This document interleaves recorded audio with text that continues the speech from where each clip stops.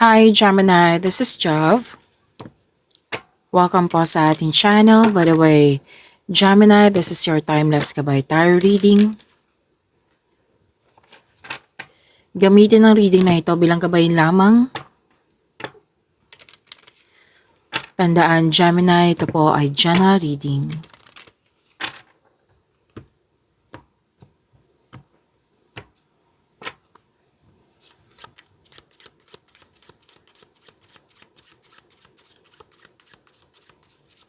Mga parating pa para kay Gemini.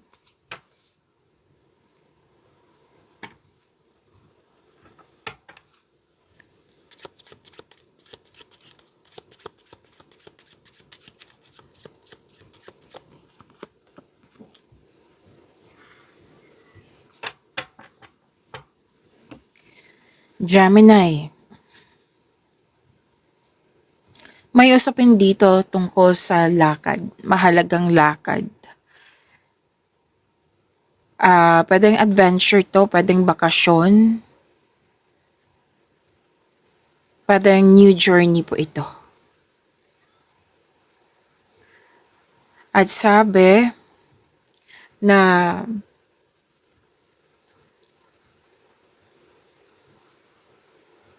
okay, gusto mo magkaroon ng panahon sa iyong sarili. And yes, new journey, changes po ito. Pwedeng may agaran na dapat gawin, agaran na bigla ang lakad.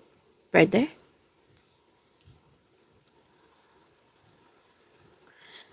Pero most likely, staycation sa bahay. Kasi gusto mo magstay sa bahay kasi you felt calm, relaxed, and security pag nasa bahay ka. Better than home base yung trabaho mo.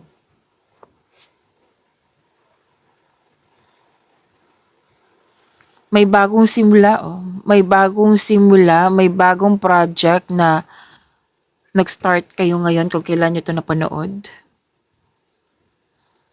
Nagkaroon din ng bonding, nagkaroon din ng panahon sa family or sa group of people. May emotional bonds.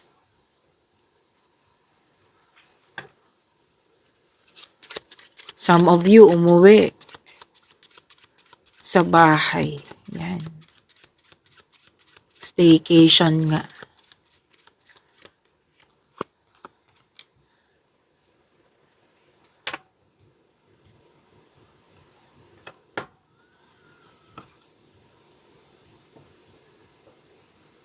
Okay, lumabas din dito yung announcement na yung ipapauwi yung mga empleyado or mga bata, 'di ba? Mga estudyante, 'di ba may news na ganyan na emergency na kasi may bagyo. Lumabas din siya dito.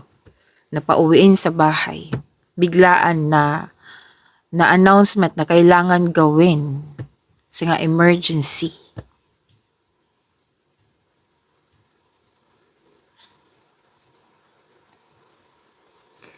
At sabi din dito na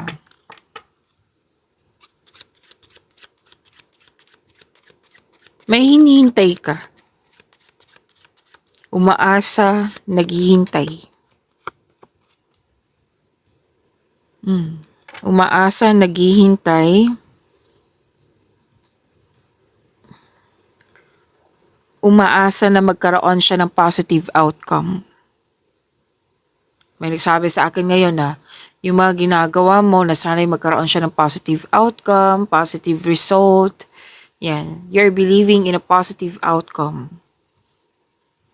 So sinabi ng card, all is possible through faith.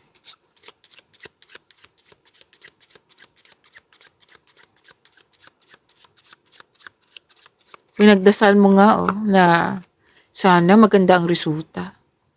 Sana pwede din hindi to siya approval resulta to outcome. So you're hoping. So sinabi kanina 'di ba na all is possible through faith.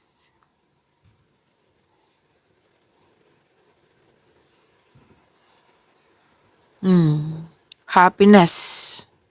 Love is blooming kay Gemini. More on positivity. May nagkagustuhan, may nagkaroon ng time sa sarili, nagkaroon ng time sa partner, nagkaroon ng time sa isang tao na malapit sa'yo. More on positivity kasi to eh.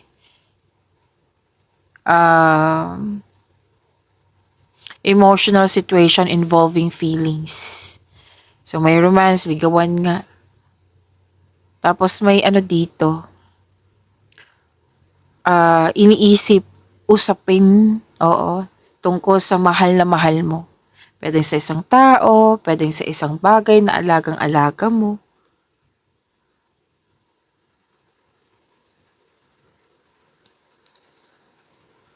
Oh,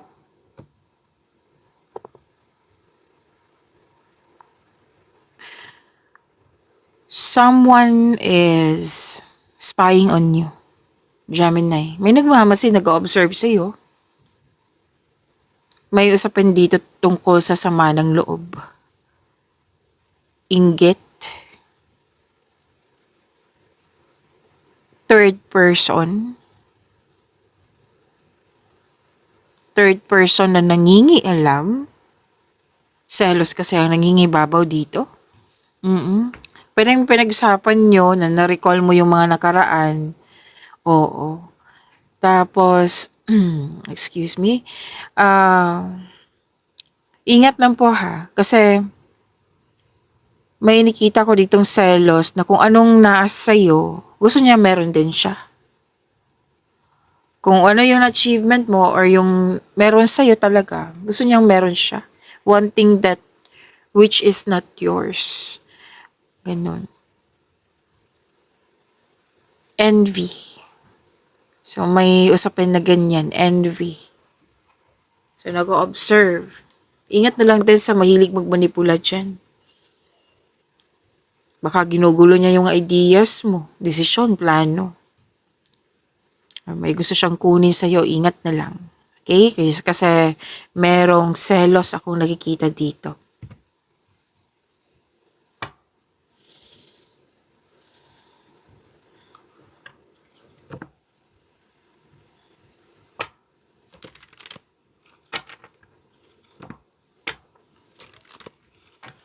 Maraming salamat po sa mga hindi nag-skip ng ads. Subscribe na po kayo sa ating channel at click bell notification para updated po kayo sa bagong video natin. Para sa mga gustong magpa-reading po, comment po kayo ng personal reading and check my reply sa comment section.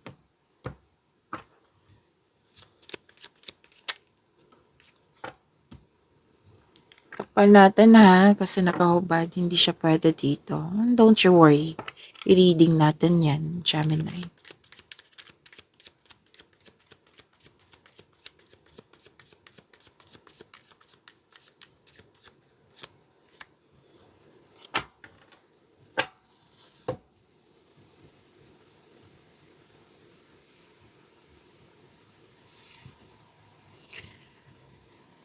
Okay, Gemini. This is, improvement. Like, okay, andito din siya, yung kanina, na may pag-asa. May pag-asa. Sa mga na-disappoint dyan, sa mga na-worry dyan, or sa nalungkot, may pag-asa po. May sinabi ang card dito na pag-asa. May healing. At may unexpected help. May opportunities.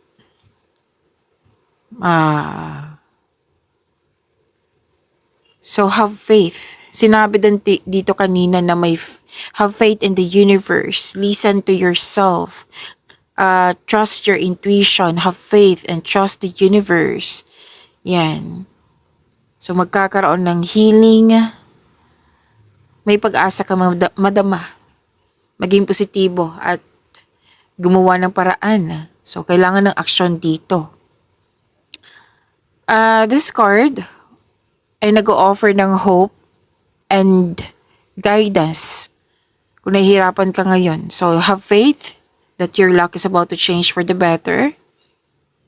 na sinabi nga ng card dito na all your dreams are coming true. Huwag mawala ng pag-asa. May bahay na naman ako nakikita dito.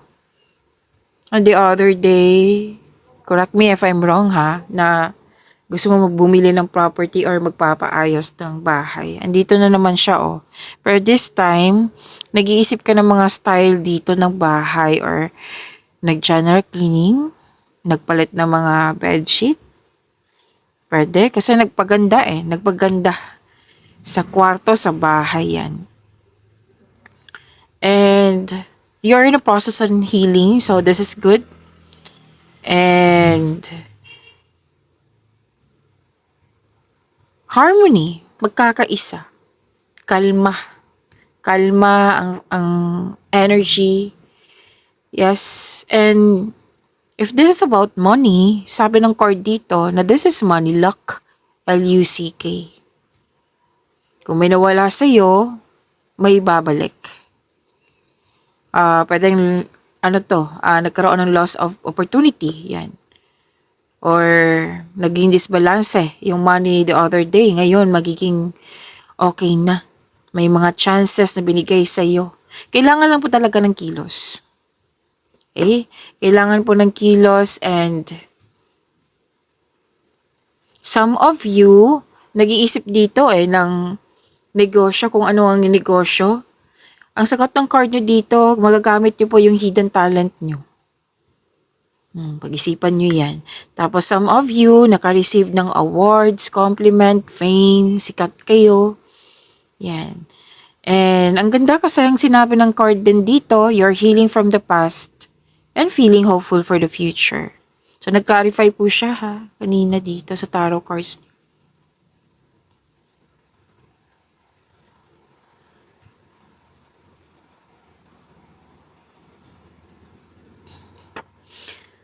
Nagkaroon ng determination kasi marami kang new ideas and clarity na alam mo yung gagawin.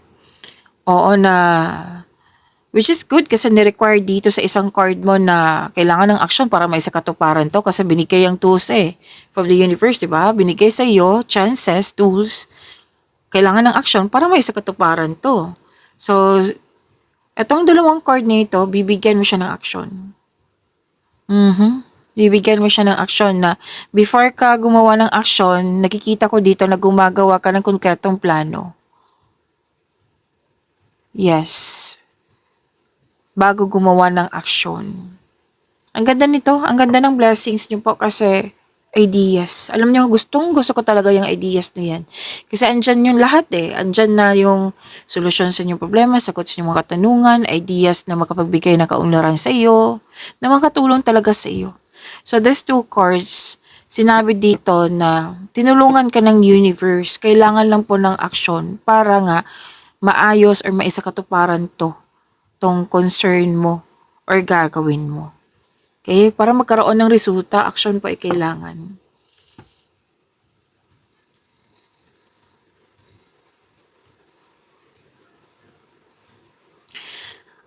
Okay. So, ipagpatuloy niyo pong makinig sa inyong intuition kasi ito yung magagabay sa iyo patungo sa susunod na hakbang ng pagkilos. Patungo sa right path, patungo sa success. Napansin din ng mga tao na mas sa Gemini kasi magaling sa communication skills. Sa ngayon, napansin ng mga tao, napansin mo rin na mas gumaling ka the way ka magsalita, the way ka makipag-communicate sa iba. Yes, napansin mo rin. And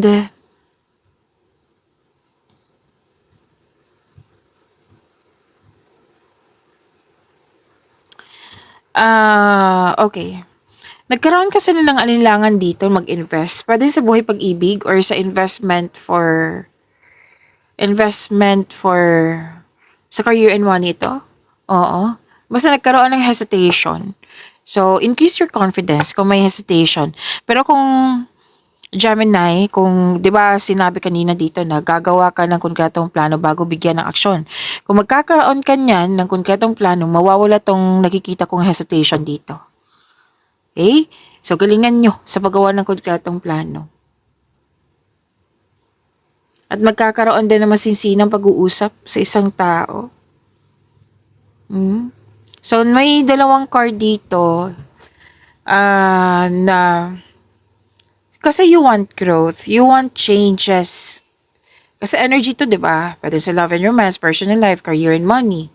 Itong dalawang card na ito, gusto mo ng growth, nabibigyan mo siya ng action para may sa katuparan kasi tinutulungan ka din ng universe eh.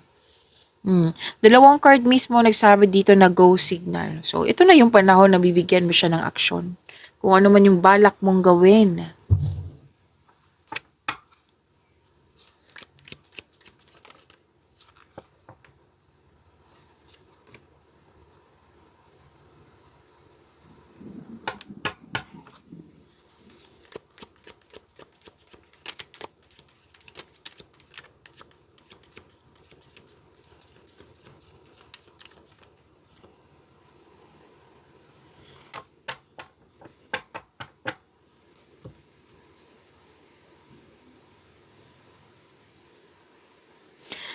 Career and money na tayo, Gemini. Ang ganda nito.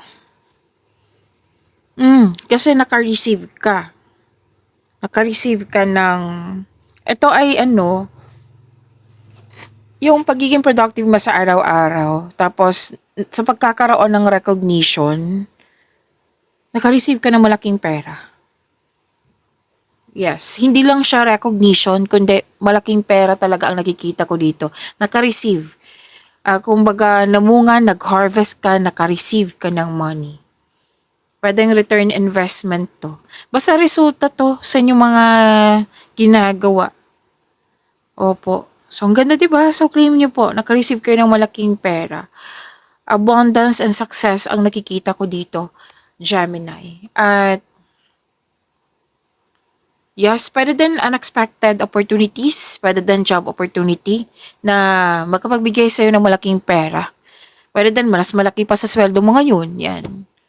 So, parang may hinihintay ka dito. Kailangan po daw ng mahabang pasensya. O, kung ano yung mga hinihintay mo, darating din yan. Okay? So, abundance sa success, claim nyo po.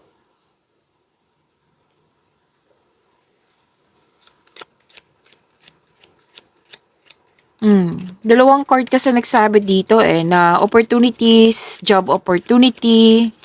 Sa mga nag-apply dyan or sa may balak pang mag-apply, then go. Go nyo po na mag-apply. Kasi nakikita ko dito na job opportunity sa dalawang card ni ito. Any kind of opportunity para sa iyong kaunlaran. Very excited ka Kasi naka-align to sa passion mo. So expect magiging busy ka, Gemini. Gemini, mukhang busy, nasabi ko nga busy, 'di ba? Mukhang maraming hindi siya concern, kundi parang may promises or deadline sa mga gawain mo. Kailangan po ng time management para maiwasan tong burnout po. Okay? Just make sure you can deliver on your promises kasi mukhang kung hindi mo ito mabigyan ng panahon, kung hindi ka magkakaroon ng time management, mukhang may magreklamo kasi. Bakit expected ko na ma-serve mo yung service mo ngayon pero bakit ang tagal? Yan, may nakita kong ganyan. So, kung hindi pa ito nangyari, time management po. Okay?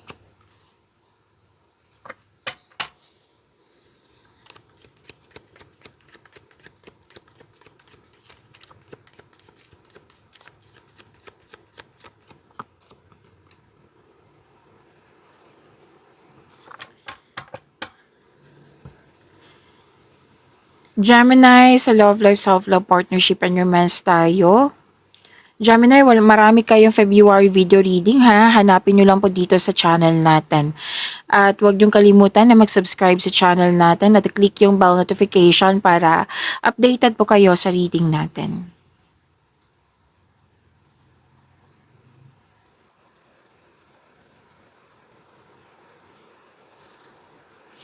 May nagpaalala sa'yo dito. Sa nakaraan to, pwedeng pinag-usapan nyo ng pamilya mo, pwede din na panaginipan mo, pwedeng may mga ginagaw ka dyan or nagbabasa ka dyan sa blue app or sa, anong tawag nito, sa internet or sa balita ba? Kung basta may nagpaalala tapos nakaramdam ka ng lungkot, Kasi naalala mo. So this sadness or disappointment, kailangan ma-let go ito. Kung kailangan iiyak, then go ahead. Kasi crying is a very healthy thing to do. Kasi it relieves stress, ease pain, and cleanses our soul. Don't worry, after nito, ma-overcome mo to. Kasi may new direction na parating sa'yo. Single ka man, may relasyon sa buhay mag-asawa.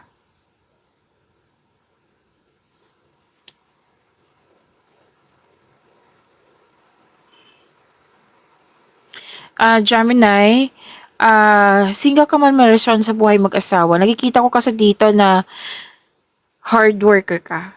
Na nakikita ko dito nag-overspend ka sa trabaho or sa kaka-travel. Okay? Nakita ko naman dito sa career and money mo, sobrang busy ka, 'di ba? So, sabi ng card, balansehin niyo po yung oras niyo. Magkaroon ng sapat na time for yourself, to your partner, to your family. Okay? Na wag magpabaya kasi kung hayaan mo lang to na wala kang hindi nagkaroon ng balanse, mukhang may magtampo sa iyo. Na pwedeng may nag-ask ng time sa iyo tapos hindi mo pa nabigay. So, pag-isipan ng mabuti. Okay? Gemini? Okay. So, sabi dito na habaan ng pasensya. Sa mga naghihintay dito, lalo na sa mga single, habaan ng pasensya kasi ibibigay ng tadhana sa iyo. May ibibigay ang tadhana sa iyo. Hindi lang sa mga single, pati din sa lahat po, single ka man, marelasyon sa buhay mag-asawa. May hinihintay kayo, pwede din about growth to, so kailangan ng pasensya.